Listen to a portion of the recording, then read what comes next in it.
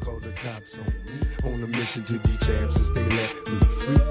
Prepare for combat, my adversaries crumble. Face it, I got a reputation for damage. Busters get ready to rumble. They lock me in a cell, have me trapped in a living hell. Though not guilty, I'm still in jail. Brother, I serve my time like a soldier. Maintain composure. My shadow boxing the fight to the death. Busting boulders. Every boxer with a pair of gloves. Best give up love. Here's a man from the makings of a thug. A lethal weapon, mind sharp. And in my heart, there's a wish to shake the world with the flurry of my black fist. Now once a high school dropout, now I'm the $1 million champ. Who's the next to get knocked out? Straight out of Brooklyn and worldwide. What's happening, fam? We are live, fresh out of Houston. Welcome to Cheap Seats Boxing Show. It's still like the Hurricane Harvey split duo show because it's I don't want to show you pictures. It's just messed up out here. We got to do a lot of things differently for a minute. It's not going to last forever, but we're going to get it back. Now, follow us at Cheap Seats Boxing. You know, Twitter, Gmail, YouTube, you know, iTunes, of course, Windows, Stitcher, Podomatic, iPatio, hell, Xbox, Nintendo 64, I don't know, Zune, you know we still rocking with you, you know, Walkman, you know, anything that we can figure out right now. But let's get into this show, ladies and gentlemen. And we're going to talk about these upcoming fights. It's like the flyweight, what is it? It's not, I was about to say the Super 6, but the tournament with the middleweights, it's an extravaganza this week, man. I mean, everybody's skipping forward to the Canelo Triple G, but we got some classy work going on right now. Like let's get into, you know, the king of the cards, Chocolatito against Rungvisai. I want to say I might have got this name right. You know, the rematch for the title on a great card. I think we should get credit for saying that these flyweights need to come together on the card and put that work together and show the people some of the best boxers in the world that are unappreciated because of size. You know, it's not the size of the dog in a fight, it's the size of the fight in the dog. And these dogs can fight.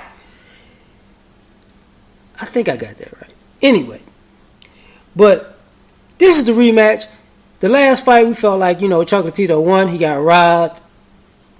I think most people felt like that because he's still in the pound-for-pound rankings after a loss because people feel like that was a victory, which, in my eyes, it was. But Rungvisai did come to fight. He did fight. Let's not, you know, he did come to take it from the champ. Did he win? I don't think so. I think following what I normally say, for the most part, because I don't do this all the time, but for the most part I do. The person who lost the first time usually wins the rematch. And I think in this one, Chocolatito really won, but he got robbed, but he lost because a loss is a loss, whatever. But I think in this next fight, he's going to win. Probably more convincingly, but Rungvisai is going to put up a heck of a fight.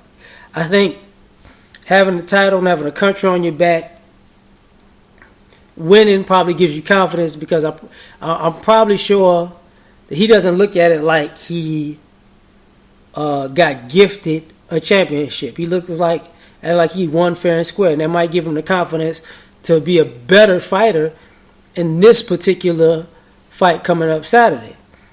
Do I think he'll beat Chocolatito? No, but I think he's going to show that he's a good fighter. I really do. I think he's just going to show that he's a really good fighter. Next, the co-feature, which I think will be the best fight on that card, by the way. Juan Francisco Estrada versus Carlos Cuadras. You know, Cuadras is going to be big. You know, Estrada is like, whoever wins this fight I would guess the winner takes on Chocolatito and the loser takes on Inoue. That's how I would think it would go, But whoever wins this fight is going to put themselves on the map. Because I gotta say, this is gonna be like one of the most interesting matchups of the year. Just because of the two fighters. You got the young Estrada, who is always in that conversation with Chocolatito, with Inoue, but he's always the back part because he was already beat, but he's a different fighter than he was when he got beat. So, and Cuadras, because of that fight with Chocolatito, he's like, pining for the rematch, which I like it. So the winner gets the rematch. This is like the winner of this fight gets their rematch. I know Cuadras is the bigger man, but I will go with Estrada on this one. I think just got more tools in the bag, more skills. I mean, he learned more, and he has a deeper repertoire, to me at least. And because of that, I think he might be able to adjust and do some things if it goes in a way that isn't good for him. That's just my opinion. But the star of the night has got to be Inoue. Antonio Nieves, bruh, boy, oh boy. I know you came to fight, but you're fighting Inoue, and that dude is no joke. So, in my opinion, bring everything you got and then some. But I'm taking Inoue by knockout. Because, let's be honest, this guy he's a beast. He's a beast. Let's just call a spade a spade. Inoue's a beast. Inoue's really the fighter that, you want to see in a ring with all these other fighters. In my opinion. He's the guy you want to see in the ring with everybody else. And I think it's perfect. I really think it's perfect. I think it's perfect time to get it together, to see what's going on. And I honestly think that he might steal the show. I think Inoue steals the show, but he helps the card because he's the first fight up. I think the Estrada Cuadras fight sustains the energy because I think it's going to be a back and forth fight. I just think that Estrada can do more than Cuadras at the end of the day. But the size, of Cuadras is probably, size and strength is definitely going to play a part in this fight. But I think Estrada pulls that out, and I think Chocolatito, as Roman Gonzalez, dominates a competitive fight that people will like. I mean, might even be more competitive than I see, because Rungvisai is probably not. He's not trying to give up that belt. And like I said, he had his moments in the other fight where he fought. Like he wasn't there to lay down. That man could fight. I just don't think he won that fight. That's all. Another, jumping a little faster, we got to talk about Marco Huck, Alexander Usyk. That's the first fight with their tournament, and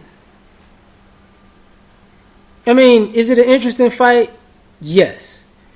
I think Usyk wins because of feet. What I mean by that is, I think, Hook is a veteran, and I don't think his feet are in it anymore. And what I mean by that is, sometimes when people talk about fighters being shot or, just not having what they used to have as far as skill set, to me, it has more to do with their feet than it does their hand speed. And I think this is one of those situations where over the years, Hook's feet have been slower and slower and slower. And because of that, I don't think he's able to keep up with Usyk. And I think that's going to play a major part in this fight. But this is boxing. This is a combat sport, and one punch can't change a lot. So, you never know. You literally never know. But in my opinion, he's the man. I think Usyk has all the advantages in this fight. Younger, able to apply his skill set better at this particular point. He loses on experience, absolutely. Less wear and tear, though. So, I think this is just one of those scenarios where you're dealing with a fighter who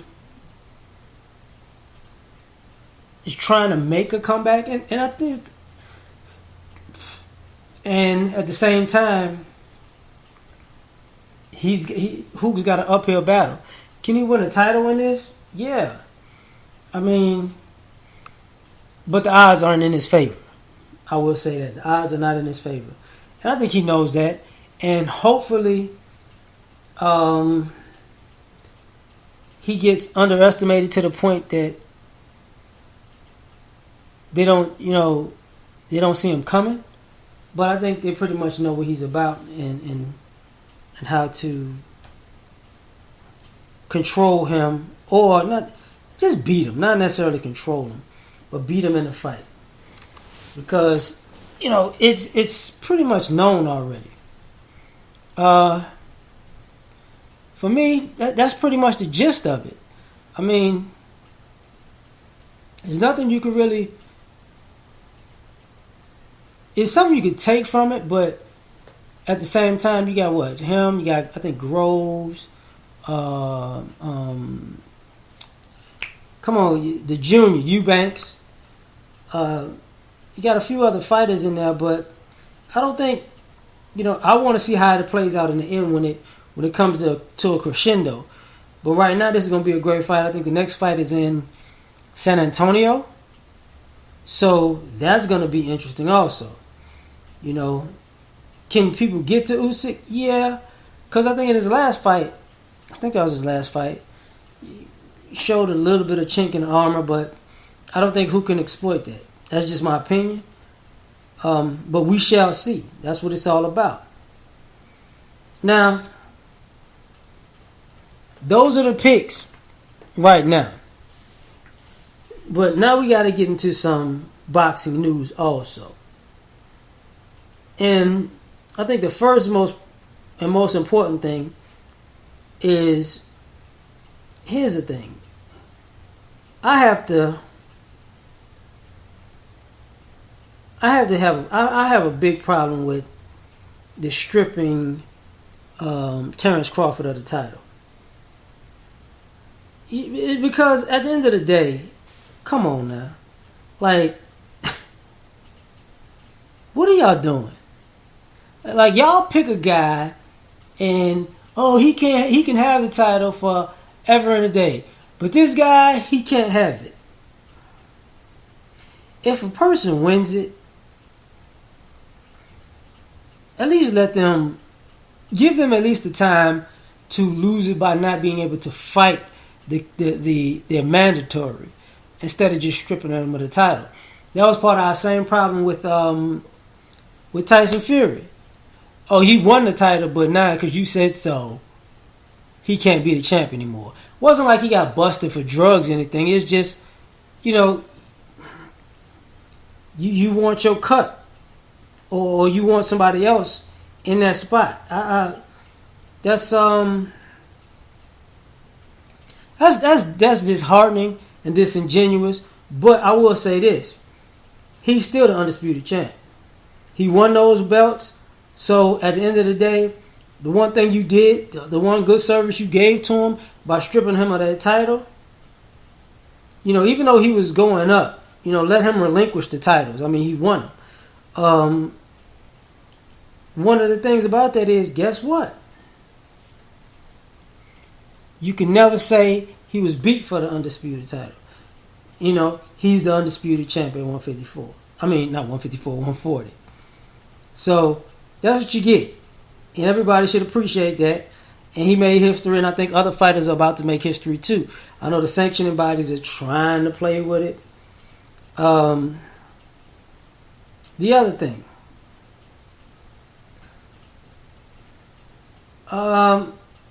Who is this? David Benavidez has the opportunity to become a 20-year-old world champion,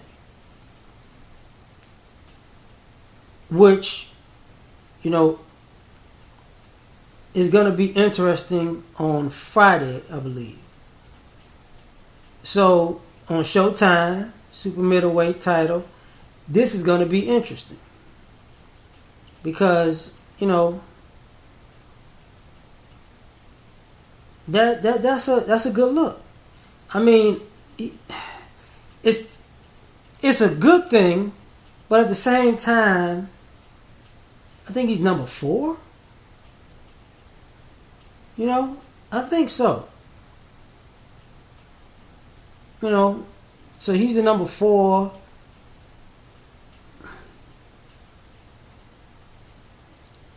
And because the what is it? Because Callum and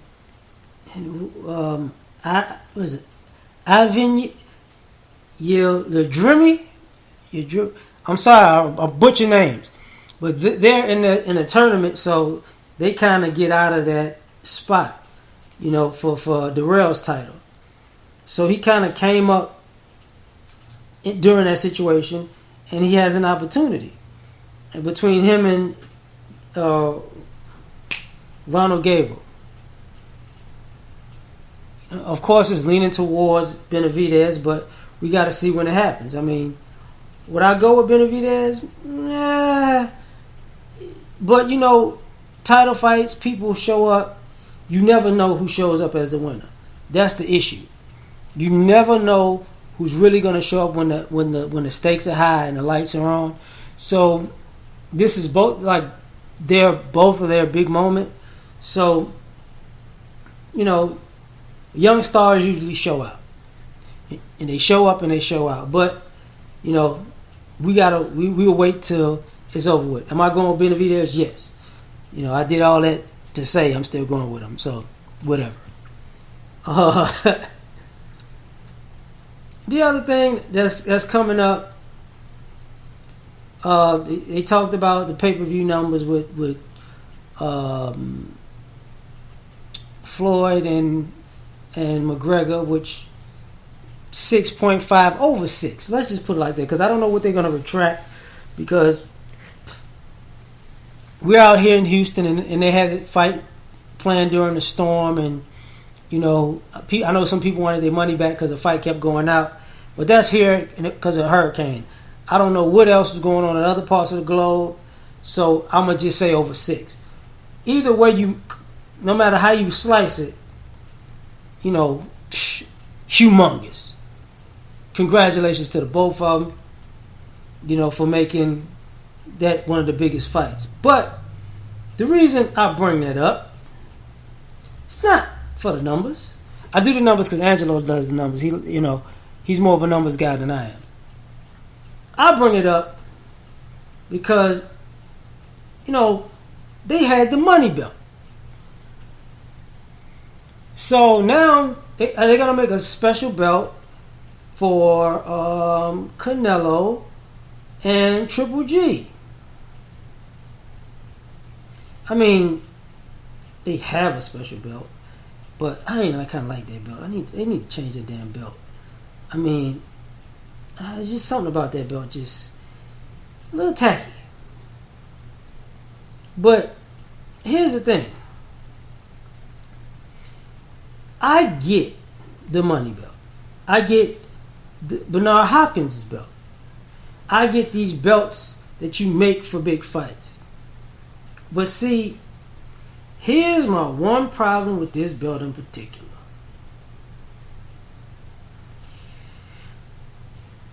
They're giving them a special WBC belt when Canelo already gave the WBC title to Golovkin. Exactly what is that about? That doesn't make sense to me. Triple G already has the belt. Fight for that belt. And the other thing about that is,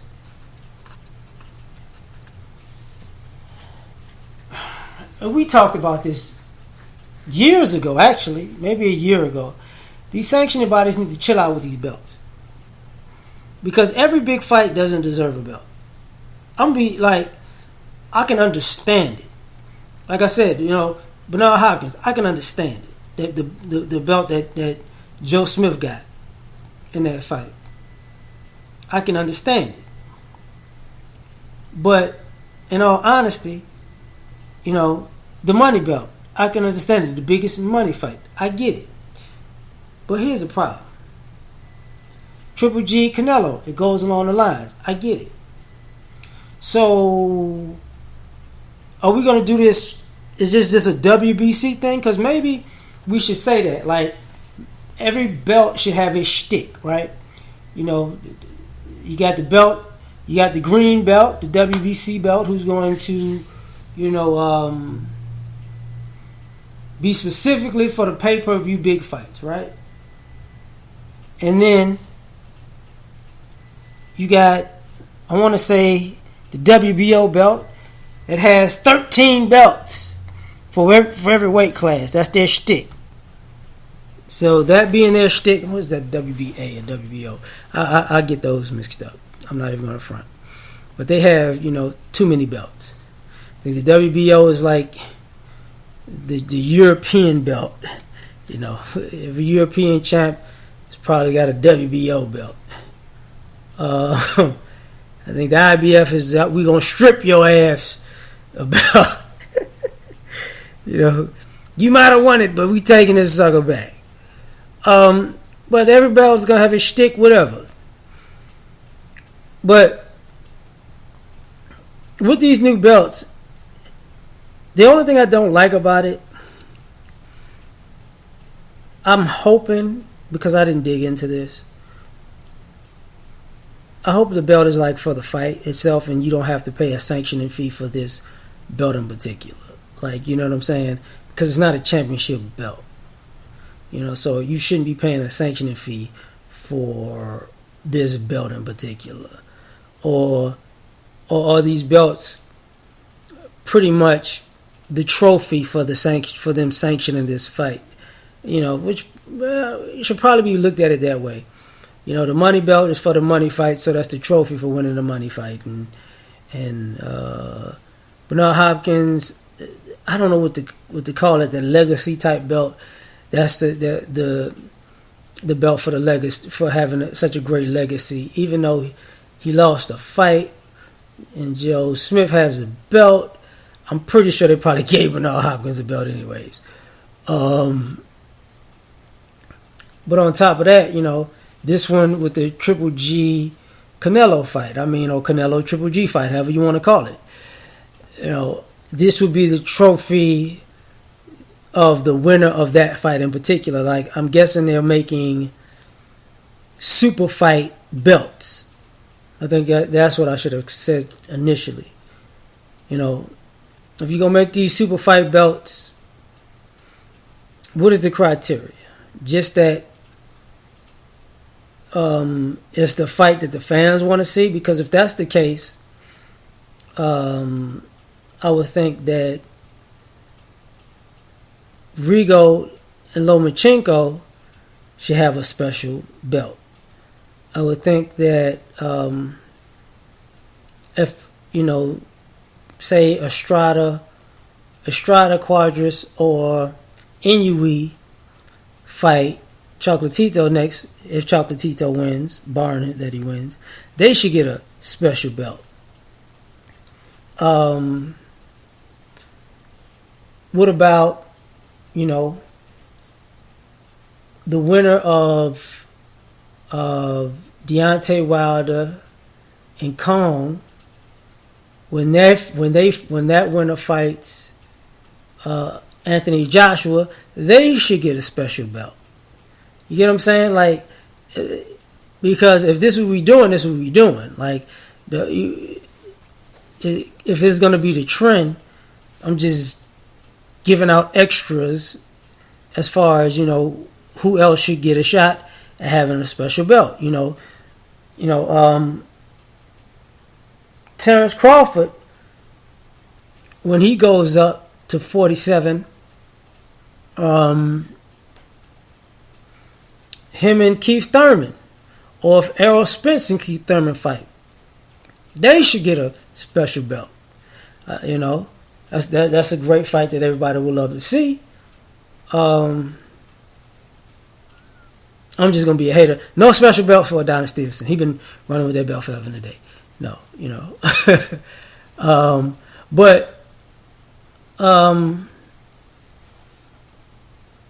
Because it wasn't a WBC belt, you know, and it's already happened, you know, Andre Ward and Kovalev should have got a special belt.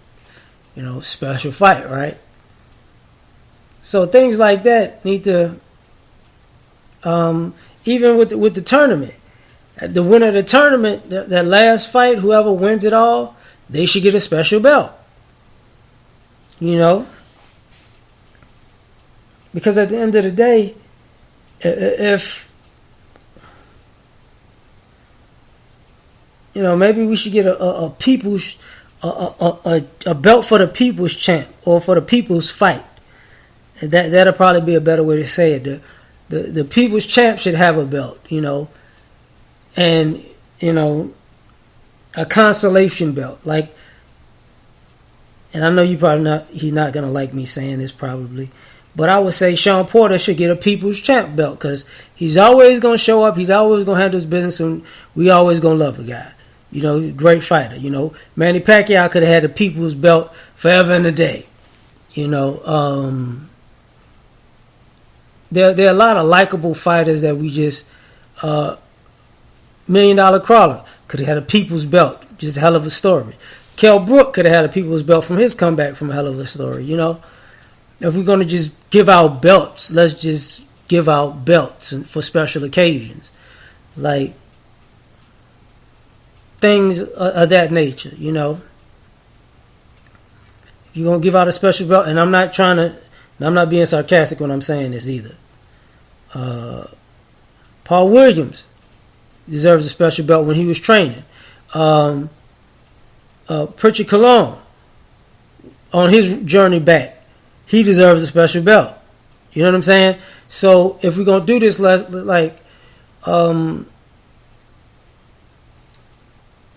do it right the whole way. You know, because if all of this, if the money's right, we got a belt, or is one thing, but if get the fans what they want to, you know, just make it fair across the board, and do some better designing on them belts, man. Jeez, you know, I was making fun of that belt the other time, and it's like, you know, no, I take that back. The ugly belt was the one with Canelo and Chavez Jr. That was ugly belt. That was ugly belt. But a special belt for a special occasion. It didn't quite live up to it, but it is what it is, you know. So let's do it some justice, you know. Because if you keep making belts, you're going to have a problem. Because now you could just, anybody's a champ. Like, think about it. Joe Smith has a WBC belt when Adonis Stevenson is the champ. You know. I mean, Canelo has a WBC belt. When he gave it to Triple G, he could bring that WBC belt to the ring when he fights Triple G. As if he didn't give him the belt already. But I digress. You know, this is where the fighters fight and the fans commentate. And we do it just like that from the cheap seats because we ain't buying no tickets, goddammit. And Angelo will hit you up with his take on this stuff. Peace. Please believe that I'll never be shamed again. Again, I'll be the next heavyweight champion. Call me crazy, but no one can fade me. I'm the product of the projects, lost and crazy. Throw your hands up, Mr. Bruno. Ride. Big Mike Tyson about to brutalize that ass tonight. No